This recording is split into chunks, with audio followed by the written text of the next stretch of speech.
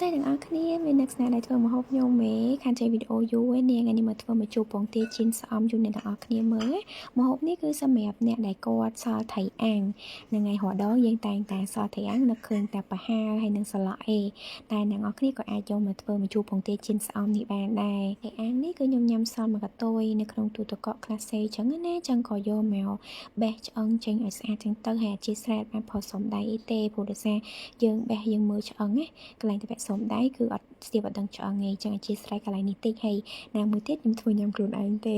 ចឹងយើងបេះសាច់ថៃហ្នឹងទុកមួយដុំចឹងទៅហ្នឹងចាឥឡូវយើងមកមើលគ្រឿងផ្សំហ្មងទៅអានេះខ្ញុំរាប់តែគ្រឿងកូកូលទេណាអត់មានរាប់អំបិលស្ករប៊ីចេងអីចូលក្នុងហ្នឹងទេហ្នឹងហើយយើងរាប់តែគោធំធំអីចឹងអានេះគឺមានស្អំខ្ញុំបេះសម្អាតលាងទឹកអីស្អាតហើយពងទា2គ្រាប់ព្រោះអីដោយសារយើងធ្វើពងទាជៀនស្អំនឹងឯងហើយអានេះគឺបកាសម្រាប់បកានេះយើងលាងសម្អាតអីឲ្យស្អាតចឹងណាបកសបកបកអីចឹងទៅតែយើងទុកកតុយទៅព្រោះអីដើម្បីនៅពេលដែលវាឆ្អិនហ្នឹងទៅវាស្រួលញ៉ាំហើយ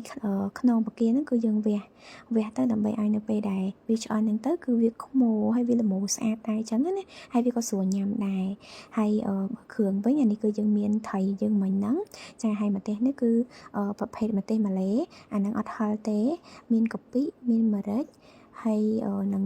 ខ្ទឹមក្រហមខ្ទឹមសហើយនឹងគ្រឿងបុកសម្រាប់គ្រឿងបុកនេះគឺយកគ្រឿងក្រហមមានលីល្មៀតណាហើយនឹងក្រូចឆ្មាអញ្ចឹងយើងចាត់ការជៀនពងទាជៀនស្អំហ្នឹងឲ្យបានមុនគេទៅព្រោះកំឡុងពេលដាក់ជៀនណាយើងអាចឆ្លៀតទៅធ្វើនេះធ្វើនោះទៀតបានអញ្ចឹងណាអញ្ចឹងរបៀបជៀនហ្នឹងវាអត់មានអីពិបាកទេដូចតែយើងជៀនពងទាធម្មតាអញ្ចឹងទៅដាក់ពងទាដាក់ស្អំអីអញ្ចឹងទៅតែគាត់ថាយើងដាក់គ្រឿងតិចយើងដាក់ឲ្យគាត់ថាមានជាតិតែយើងអត់យកគ្រឿងចាស់ដូចពេលដែលយើងជៀនធម្មតាញ៉ាំមួយបាយទេអញ្ចឹងគាត់ថាយើងដាក់ប៊ីចេងបន្តិចដាក់ម្សៅស៊ុបបន្តិចហើយស្ករបន្តិចចឹងទៅឲ្យវាមានជាតិចឹងតែប៉ុណ្្នឹងទៅយើងអាចយកវាទៅជៀនបានហើយនិយាយទៅជៀនវាចោលហ្នឹងចឹងទៅមិនមែនជៀនបោះចោលទេអ្នកគ្នាចង់និយាយថាជៀនវាហើយយើងអាចទុកវាចោលចឹងទៅយើងអាចទៅធ្វើអីផ្សេងបានតទៀតអញ្ចឹងយើងមកបុកគ្រឿងជាមួយសាច់ថៃធ្វើទឹកសឡខាប់យើងចឹងទៅចឹងយើងបុកខ្ទឹមសខ្ទឹមក្រហមជាមួយនឹងថៃអាំងមុនចឹងណាដើម្បីឲ្យវាឆាប់បែកចាំរៀងម៉ត់ហើយចាំយើងដាក់គ្រឿងតាមក្រោយហើយនិយាយពីពុកនេះភ្លេចគិតថា tripod នៅលើនឹងដែរឡើងរំជួយធរណីអស់ហើយចាកុំឆ្ងល់អីចឹងពេលដែលវារៀងម៉ត់តិចហើយចាំយើងដាក់គ្រឿងអីផ្សេងហ្នឹងទៅតាមក្រោយតាមនឹងចឹងទៅអញ្ចឹងគ្រឿងនេះវាម៉ត់ស្រាប់ពេលគាត់ថាមុខខ្ញុំឲ្យតែថាសោបសាច់ថៃចឹងទៅរួចហើយយើងដួសទុកមួយអន្លើសិនអញ្ចឹងយើងចាត់ការស្លបានហើយបន្ទាប់ពីទឹកពុះតែ1នាទី2នាទីគឺបានញ៉ាំហើយម្ហូបនឹងលឿនទេហ្នឹងហើយរៀងជប់តែគ្រឿងនឹងតែបន្តិចទេហ្នឹងហើយចឹងយើងគ្រាន់តែដាក់សាច់ថៃដែលយើងបុកមួយគ្រឿងហ្នឹងចូលក្នុងទឹកស្លហ្នឹងទៅទុកឲ្យវាមកពុះចឹងទៅហើយតាមធម្មតាម្ជូរយើងគឺយើងស្លបងប្រហុកតែក្នុងនេះក្នុងសាច់ថៃយើងហ្នឹងដឹងស្រាប់ហើយយើងបុកមួយកាពិហើយអញ្ចឹងយើង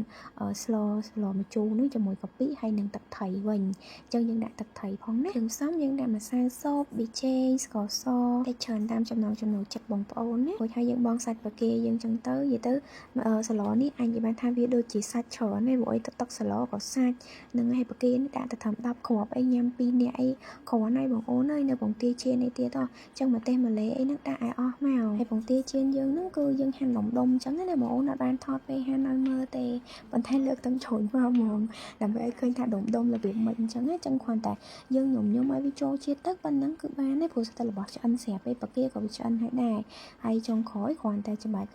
ក្រូចឆ្មាបន្ថែមហើយយើងភ្លក់មើលទៅថាប៉ុណ្ណឹងវាជូរល្មមអត់អញ្ចឹងណាចឹងតែប៉ុណ្ណឹងរួចរាល់ហើយយើងអាចញ៉ាំបានហើយម្ជូរនេះគឺប្លែកមាត់ឆ្ងាញ់ទាំងអស់នេះសាកធ្វើមកហើយបាត់វាជាម្ជូរបែបថៃប៉ុណ្ណាមកនេះអត់មាននិយាយរឿងបែបខ្មែរបែបថៃទេគឺបែបអ្នកសត្រីអាំងមិនដឹងស្លអីបងអូនអាចសាកស្លម្ជូរនឹងបានណា